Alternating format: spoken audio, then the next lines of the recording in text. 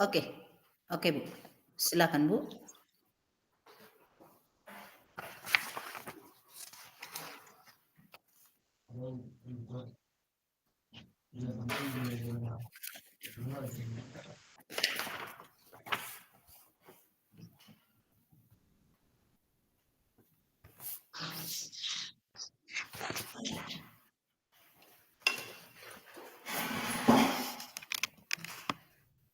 Saya yang membuka ya Bu ya. Oke, ya. Silakan Bu. Oke. Baiklah Ibu. Sekarang kita akan mempraktikkan coaching dengan modul Tirta dalam kelompok kita di kelompok 5. Sebagai coach Ibu Roganda Siahaan dan sebagai coachi saya sendiri Rolasma Mahulai dengan tema meningkatkan pembelajaran yang aktif dan menyenangkan. Baiklah Ibu, sekarang praktik kita mulai.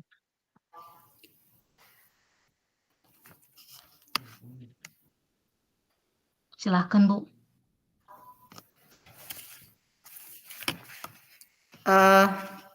Baik Ibu. Tadi dengan judul meningkatkan pembelajaran yang aktif gitu ya? Gitu tadi ya? Iya Bu. Meningkatkan pembelajaran yang aktif dan menyenangkan. Meningkatkan pembelajaran yang aktif dan menyenangkan. Oke Bu. Kalau boleh Ibu ngasih informasi kira-kira apa yang Ibu buat untuk meningkatkan pembelajaran yang aktif dan menyenangkan ini Bu? Oh, baik Bu.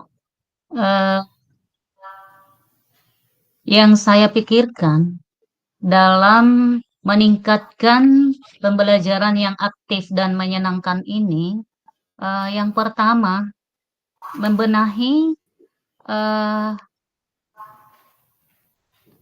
peralatan atau apa ya, peralatan-peralatan yang ada di sekolah yang bisa dipakai guru-guru dan murid di sekolah di dalam pembelajaran. Terus yang kedua, membenahi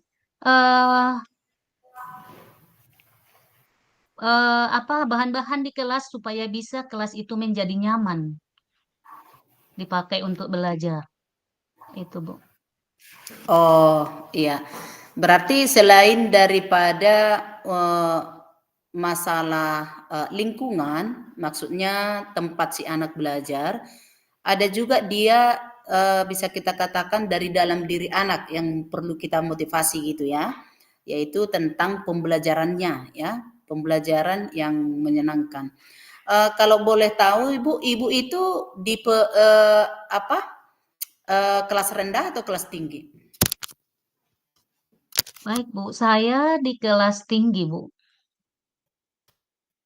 Kelas tinggi ya Bu. Jadi kira-kira adakah perbedaan cara untuk menarik minat belajar di kelas rendah atau di kelas tinggi?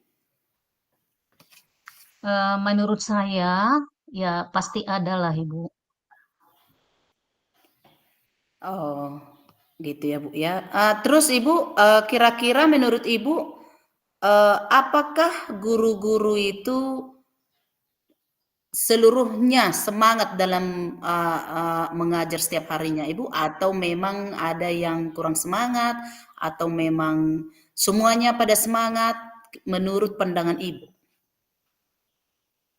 Menurut pandangan saya Bu, tidak semua guru itu bisa mengajar dengan semangat dan antusias di setiap harinya.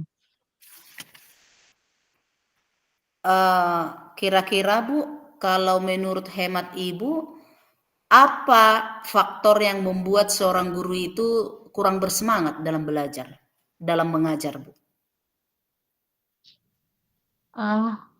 Menurut saya, Bu, sesuai dengan pemikiran saya dan pandangan saya, kenapa guru itu kurang bersemangat dan kurang berantusias kadang untuk mengajar. Yang pertama mungkin guru itu kurang siap di dalam mengajar.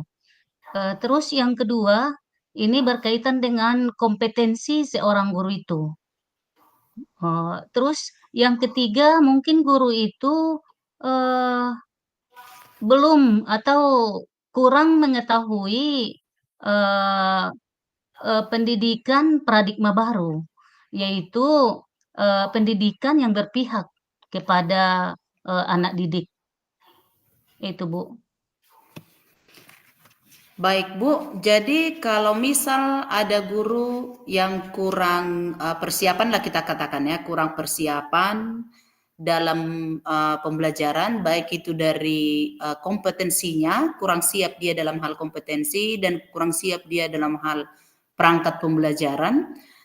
Sebagai guru, Ibu kira-kira apa yang Ibu buat atau Ibu sarankan kepada teman Ibu yang kurang bersemangat? Baik, Bu.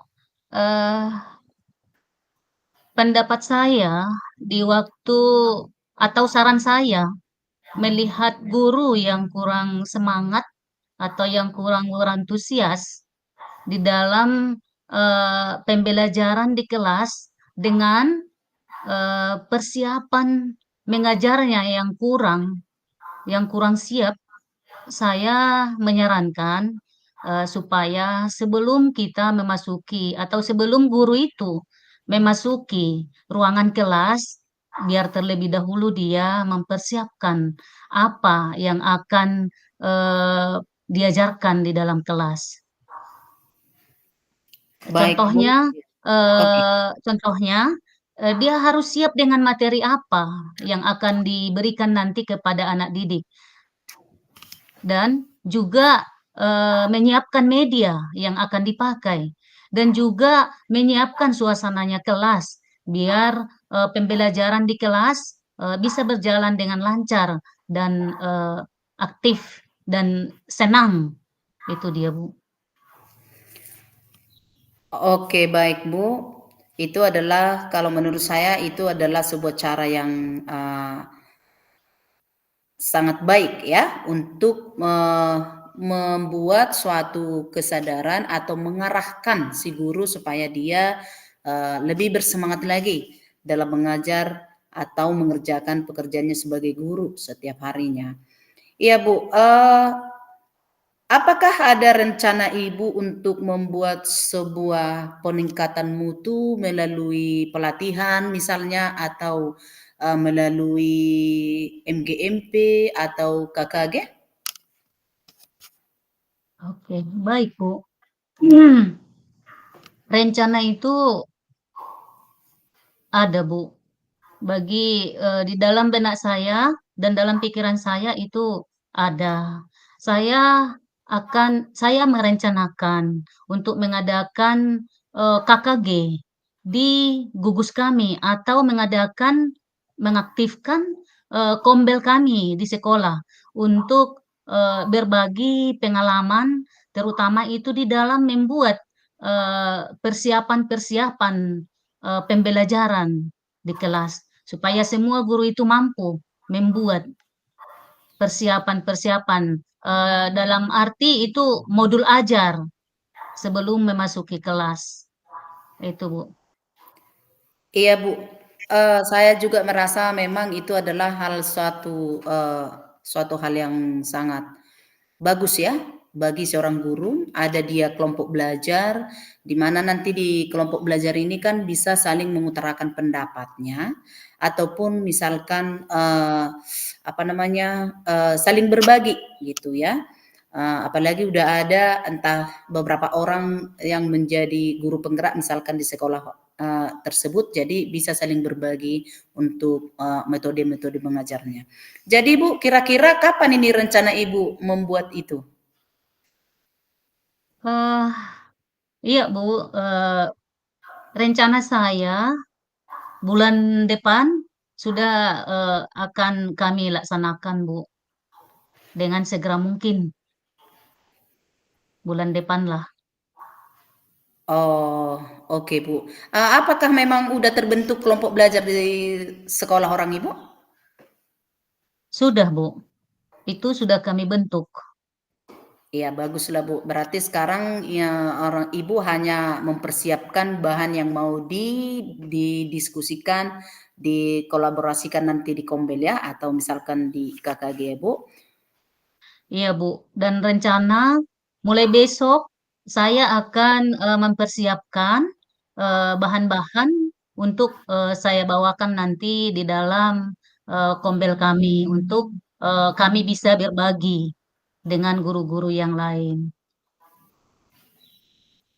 Oke, saya sangat mendukung Bu. Itu adalah program atau ide yang sangat bagus. Di mana nanti kalau Bapak dan Ibu gurunya sudah ya ada persiapan dari kelompok belajar, tentunya karena berkolaborasi dengan guru-guru yang lain, pasti itu akan sangat mendukung sehari-harinya si bapak dan si ibu gurunya yang mengajar nanti. Tentunya dengan trik-trik atau dengan cara-cara yang baru, yang inovatif itu, pasti si anak lebih tertarik dan lebih meningkat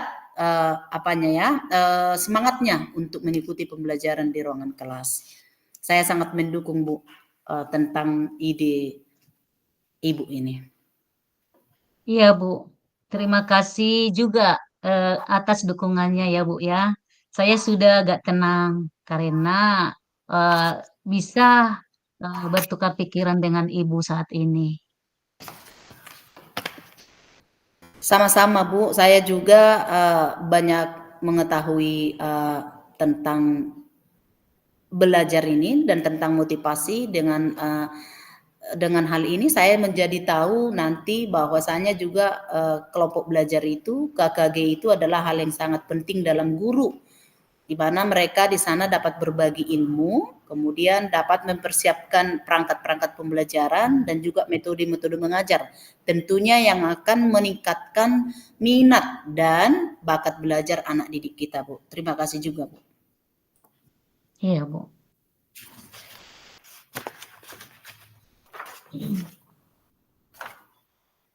Baiklah, Ibu. Sekarang langsung aja kita sambung ya, Bu ya. Oke, Bu.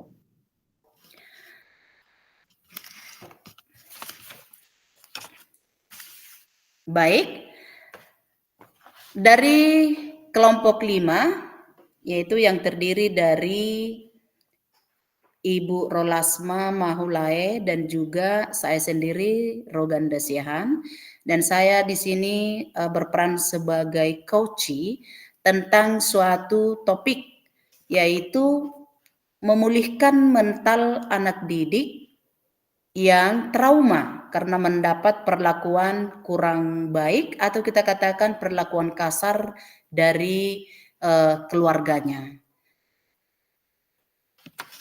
Terima kasih Bu, saya juga merasa bahagia bisa berjumpa dengan Ibu, tentunya untuk membicarakan topik yang ada yang mengganjal di hati saya, yaitu tentang bagaimana caranya saya memulihkan mental anak didik saya yang sudah trauma atau kita katakan ketakutan karena mendapat perlakuan kasar atau perlakuan yang kurang baik di dalam keluarganya dengan waktu yang sudah lama.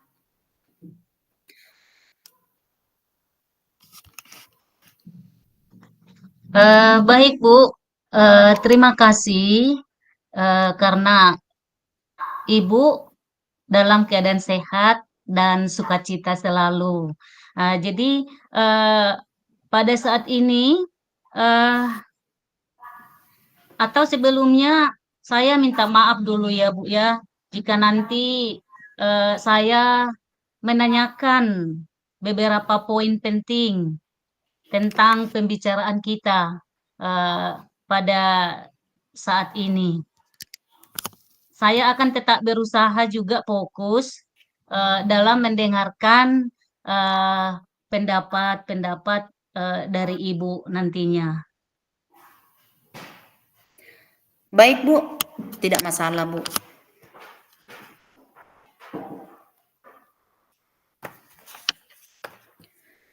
Baik, Bu.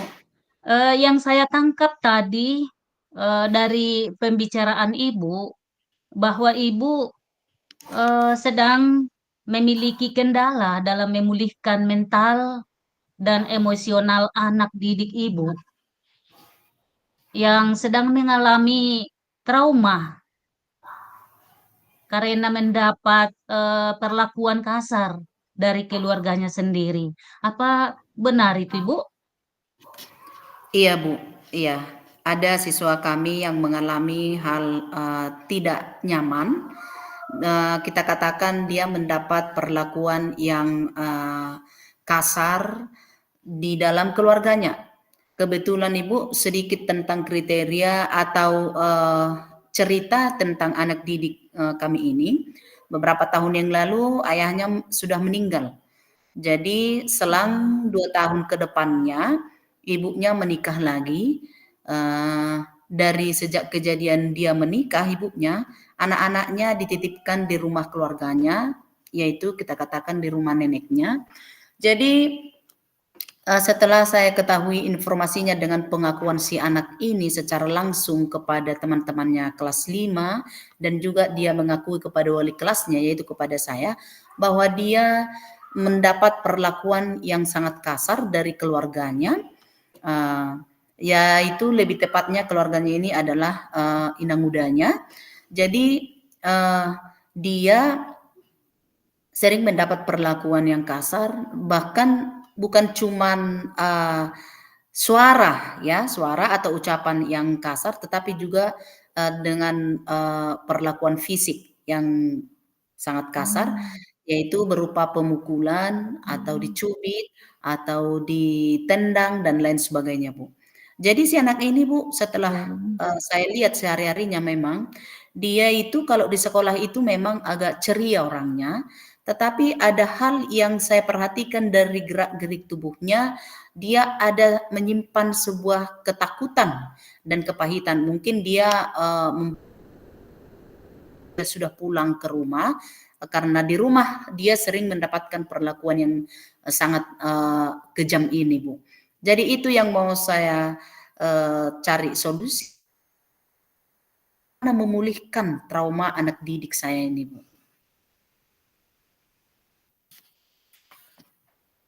oh gitu ya, Bu ya. Jadi menurut Ibu, apa saja penyebab utama dari masalah tersebut tadi? Masalah Kalau utamanya apa? iya, Bu. Kalau Sehingga bisa, uh, sehingga keluarganya bisa sampai bersikap kasar seperti itu kepada dia. iya, Bu. Kalau setelah digali ternyata penyebab utamanya katanya hanya karena dia kurang cepat dalam melakukan sesuatu pekerjaan yang disuruh. Atau mungkin memang kalau saya lihat secara fisik si anak ini uh, badannya termasuk agak kecil. Tapi kalau kelincahannya belajar dan kecerdasannya berpikir, kalau saya rasa dia kurang sesuai dengan faktanya kalau dikatakan dia di rumah itu sehari-harinya itu uh, agak lambat bekerja. Jadi kalau faktor utama mengapa dia mendapat perlakuan yang kasar itu, menurut informasi dari dia, dia katanya dikategorikan dia bertindak atau bekerja itu lambat, Bu. Jadi mungkin kurang sabar orang tuanya atau keluarganya melihat dia kurang cepat gitu, Bu. Jadi makanya sering dia mendapat perlakuan kasar tersebut. Baik, Bu. Jadi kalau boleh tahu, Bu, itu si anak udah berumur berapa? Berapa tahun? Atau mungkin kelas berapa dia? Kok bisa seperti itu? Dia sekarang masih kelas 5, Bu. Jadi kalau usia dia, kalau enggak 10 tahun, jalan 11 tahun. Oh iya, iya. Mungkin pernah dia tertinggal dalam sekolah ya. karena keluarganya tidak ada. Enggak, Bu. Kalau tinggal kelas dia tidak pernah. Soalnya dia di dalam ruangan kelas itu termasuk anak didik yang pintar. Soalnya kalau nggak juara 2, juara 3. Jadi kalau untuk Oh tinggal iya, kelas tidak.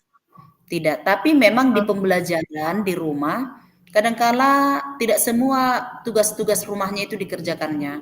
Tetapi saya juga sangat memaklumi dia, Bu, karena selain daripada tugasnya tersebut ada banyak tugasnya di rumah dibebankan sama dia dengan kondisi usia yang masih muda seperti itu. Jadi oleh karena itu kalau dia kurang uh, menyiapkan tugasnya semuanya, saya juga memaklumi dia secara pribadi, Bu. sangat prihatin ya Bu ya dengan keadaan si anak. Atau pernah dia berhenti sekolah, Ibu? Kalau berhenti sekolah tidak, tapi hanya saja karena pernah katanya dia eh, diperlakukan kasar sehingga kakinya sakit, ya, tidak bisa Oh, berjalan. Jadi ada beberapa hari itu dia dibawa berobat memang. Kalau nggak salah saya 2 hari dia nggak sekolah. Itu pun karena perlakuan kasar oh, tadi itu. Iya. Terus oh pernah lagi ya, kepalanya luka sampai mengeluarkan darah gitu, terus ada di mukanya kayak memar-memar, bekas cubitan. Itu masih ada kayak bisa kita lihat udah lama tapi membekas gitu, Bu. Nah, itu kasihannya dia, Bu. ya kesian kali ya Bu ya. Dengan Iya, anak Bu. seumur seperti itu masih kelas 5 mungkin dengan pekerjaan yang tidak pantas mungkin dikerjakan dan perlu kita tahu bahwasanya anak itu tidak sama cekatnya dalam mengerjakan pekerjaan ya. Pasti beda-beda orangnya. Jadi itu keluarganya udah terlalu ya. Jadi eh, sekarang ibu udah ada eh, rencana ibu untuk melakukan atau mengatasi masalah tersebut?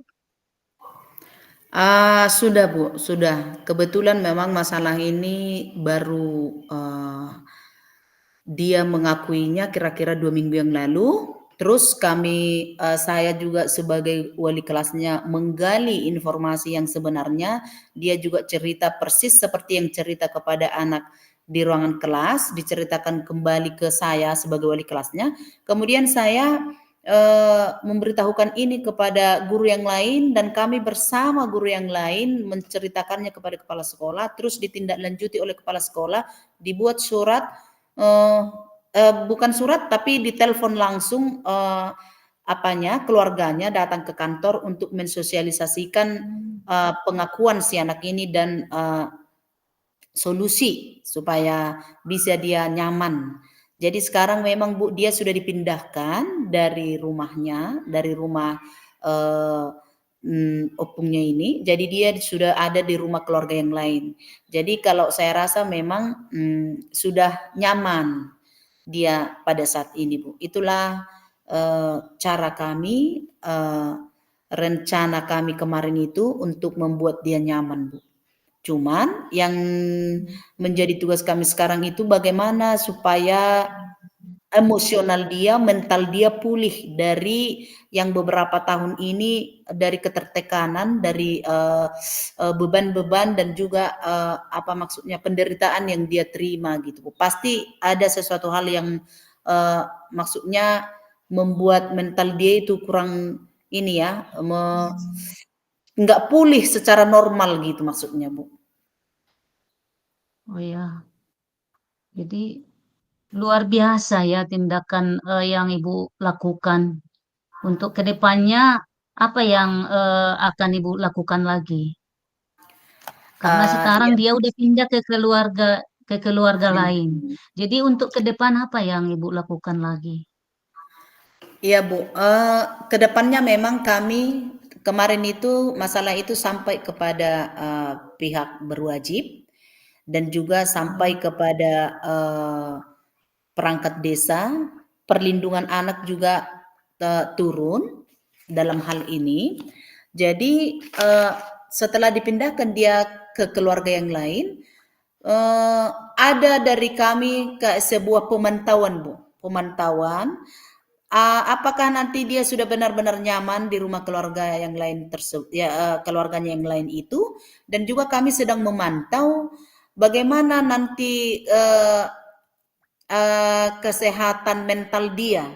Apakah memang sudah pulih dari ketakutannya, dari rasa traumanya, dan apakah cara kami dengan memindahkan dia ke keluarga yang lain sudah tepat?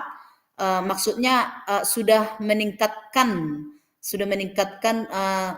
cara belajar dia dengan baik setelah dia nyaman dalam sehari-harinya. Ini yang menjadi pantauan kami nanti, Bu. Akan kami laporkan, akan kami buat catatan-catatan khusus, apakah dia setelah dipindahkan sudah membaik, membaik dalam hal mentalnya, membaik dalam hal belajarnya, membaik dalam hal sehari-harinya, Bu. Kira-kira itu nanti yang akan kami pantau terus. Oh, baguslah Ibu. Bagus sekali. Apa yang sudah dilakukan dan yang direncanakan Ibu itu tadi itu sudah sangat baik. Nah, semoga Ibu untuk kedepannya membuahkan hasil yang baik sesuai dengan eh, harapan kita ya. Iya, Bu. Itu Nah, Bu. Sebenarnya eh, memang pada saat itu kita pun merasa sangat tergoncang, Bu. Karena waktu dia cerita, pernah dia mengalami sesuatu hal yang sangat tidak baik, eee, sudah kira-kira 2 tahun yang lalu.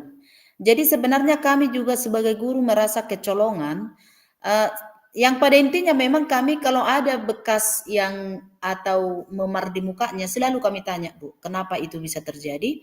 Tetapi dia selalu menutup-nutupi. Mungkin, dia hmm, ketakutan atau mungkin karena diancam.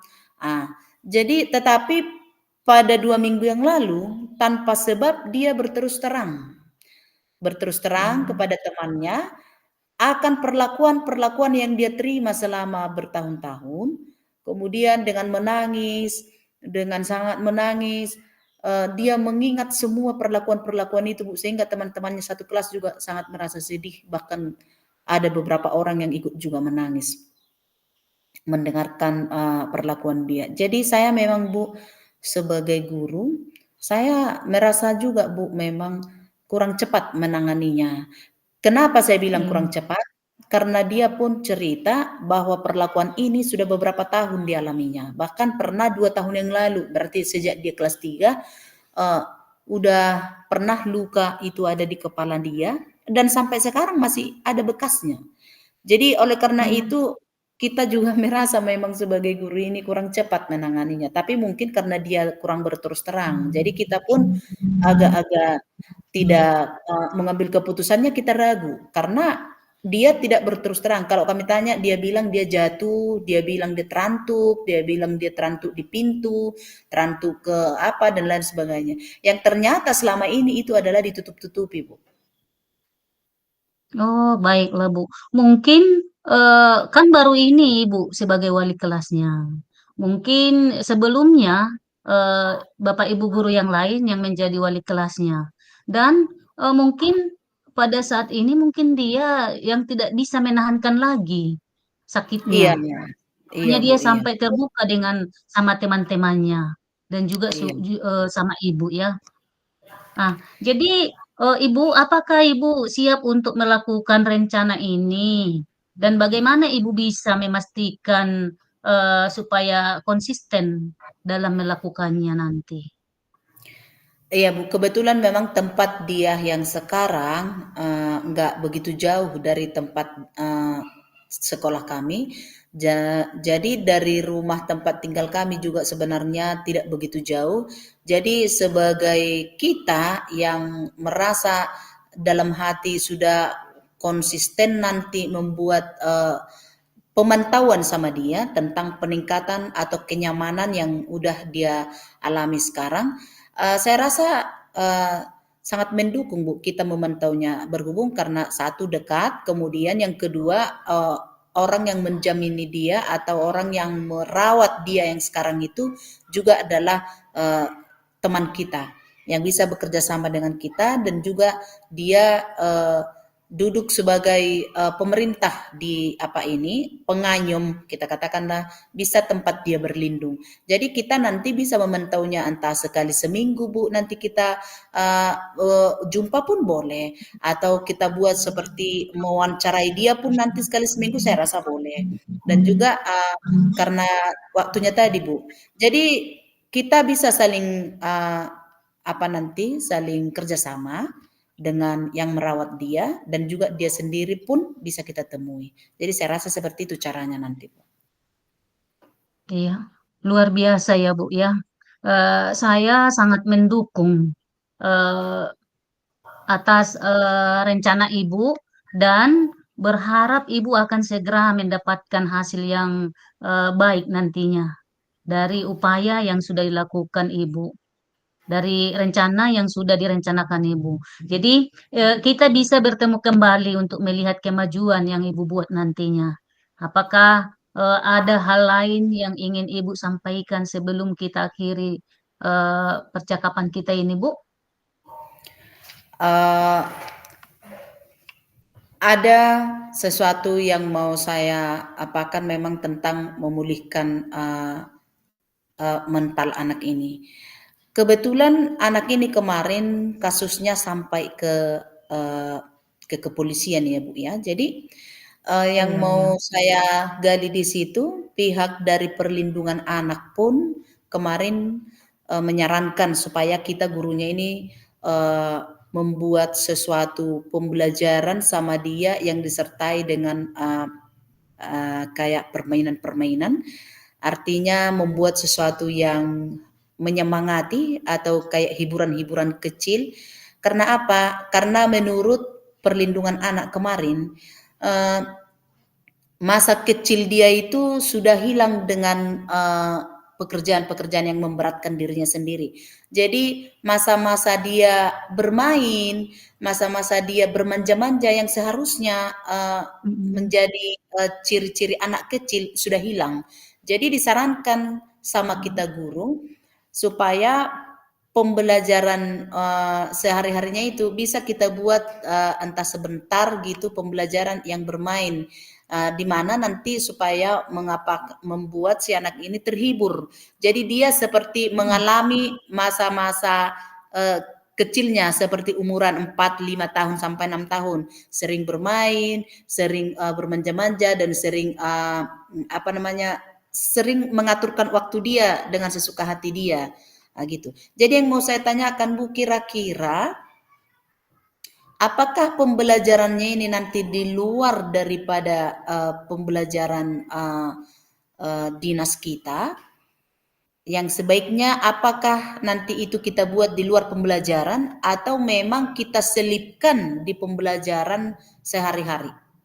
Itu yang mau saya tanyakan, Bu, supaya saya bisa mengatur pembelajarannya. Apakah nanti saya buat itu di P5 atau saya buat secara khusus pembelajaran untuk dia, atau memang pembelajaran seperti biasanya diselipkan pembelajaran sambil bermain itu, Bu? Itu yang mau saya tanyakan, Ibu. Oh, baik, Bu. Itu pendapat Ibu itu sangat bagus sekali. Eh, yang mana yang perlu kita tahu bahwasanya sekolah itu sebenarnya dan seutuhnya itu haruslah bisa kita buat menjadi tempat yang menyenangkan dan tempat nyaman buat anak-anak didik kita. Eh, Baik itu di lingkungan sekolah, baik di kelas. Begitu juga dengan gurunya. Eh, kita sebagai guru di sekolah juga bisa sebagai tumpuan curhat dari anak-anak kita itu. Istilahnya kita memupuk atau menggalakkan itu pendidikan yang berpihak kepada anak itu. Jadi eh, supaya kita tidak ada batas dengan anak-anak, supaya anak-anak bisa terbuka bercerita dengan kita. Anak-anak menghargai kita tetapi tidak jadi takut. Nah, ini kurasa termasuk juga pengalaman yang sebelumnya, Bu. Kenapa itu sampai sebegitu lama terjadi, baru sekarang dia baru bisa mengutarakan sama ibu atau dengan sama eh, teman-temannya. Mungkin selama ini dia merasa eh, tidak terlalu dekat dengan gurunya, atau begitu sebaliknya. Jadi yang bisa kita lakukan di sekolah, Ibu, pas itu yang dibilang Ibu tadi, kita membuat sekolah itu sekolah yang nyaman buat anak-anak dan juga guru sebagai tempat bisa dibilang sebagai orang tuanya, sebagai teman juga bisa, tapi namun tetap ada batas-batasnya. Bisa kita buat itu juga, apalagi di kurikulum Merdeka sekarang ada itu P5-nya di akhir pelajaran itu dibuat. Tapi menurut saya di setiap pembelajaran itu atau mulai masuk ke sekolah di barisan pun sudah kita tanamkan itu. Bagaimana eh, mendidik anak itu supaya anak itu bisa eh, terlepas dari tekanan-tekanan yang ada dari luar. Baik Bu, terima Itu Bu, kasih Bu. sedikit menurut saya. Iya, terima kasih Bu. Saya juga sudah merasa lega setelah dengan coaching ini Bu. Saya tahu bagaimana nanti mendekatkan cara mendekatkan diri kepada anak didik, bagaimana supaya anak didik merasa kita ini adalah sahabatnya atau temannya sehingga dia tidak ada batas untuk mengutarakan apa yang ada dalam hatinya. Saya juga merasa banyak tahu setelah Ibu menjelaskan bagaimana membuat minat belajar anak, cara mengatur tempat dan cara mengajak anak supaya lebih semangat dia belajar. Terima kasih Bu atas pertemuan kita untuk siang hari ini. Saya mengucapkan banyak terima kasih. Semoga kita ke depannya semakin sehat dan belajar dan mengajar dengan lebih semangat lagi. Selamat siang Ya, Ibu. terima kasih juga Bu. Selamat siang.